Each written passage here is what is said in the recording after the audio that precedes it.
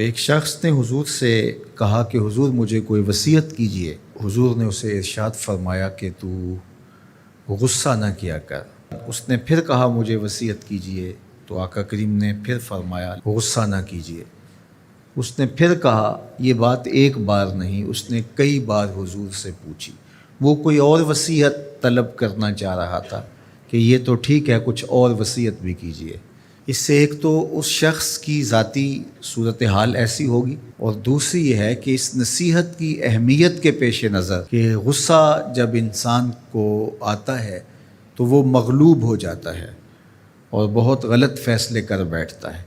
اس لیے بار بار ایک نصیحت پر تاکید کرنا اور اس کا تکرار کرنا اس امر کی طرف توجہ دلاتا ہے کہ ہمیں معاملات کے اندر بہت معتدل رہنے کی ضرورت ہوتی ہے۔ جو شخص غصے کو نافذ کرنے کی طاقت رکھتا ہے، ایک تو ہوتا ہے کہ بندہ غصے سے خود اپنے آپ کو بے چین کرے گا، لیکن اپنے غصے کو نافذ نہیں کر سکتا، غصہ نکال نہیں سکتا، خود پیچ و تاب کھائے گا۔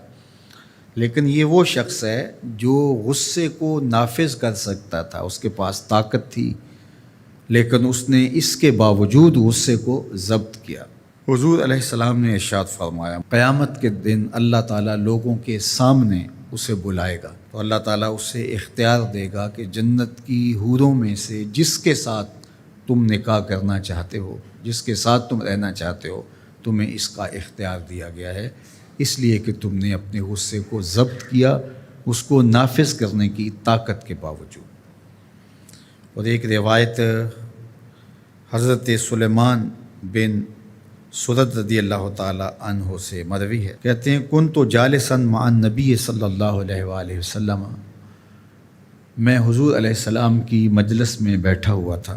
دو لوگ تھے، وہ آپس میں الجھ رہے تھے۔ ان میں سے ایک شخص کا چہرہ غصے سے سرخ ہو گیا، رگیں پھولی ہوئی تھیں، اور ایک دوسرے کے لیے سب و شتم کا ماحول پیدا ہو گیا تھا۔ اللہ کے رسول صلی اللہ علیہ وآلہ وسلم نے ارشاد فرمایا، میں ایسا کلمہ جانتا ہوں کہ اگر یہ کلمہ پڑھ لیں تو ان کا یہ غصہ زائل ہو جائے گا، ان کی جو کیفیت ختم ہو جائے گی۔ اور وہ کیا ہے؟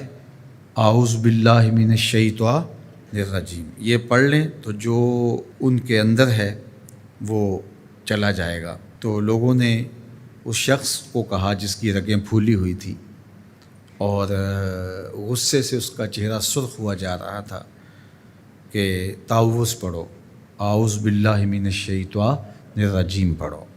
اور یہ اللہ تعالیٰ نے قرآن مجید میں ارشاد فرمایا ہے کہ جب غصے سے انسان بے قابو ہو جائے تو اس کو چاہیے کہ وہ اپنے غصے سے باہر نکلنے کے لیے تعوذ پڑھے۔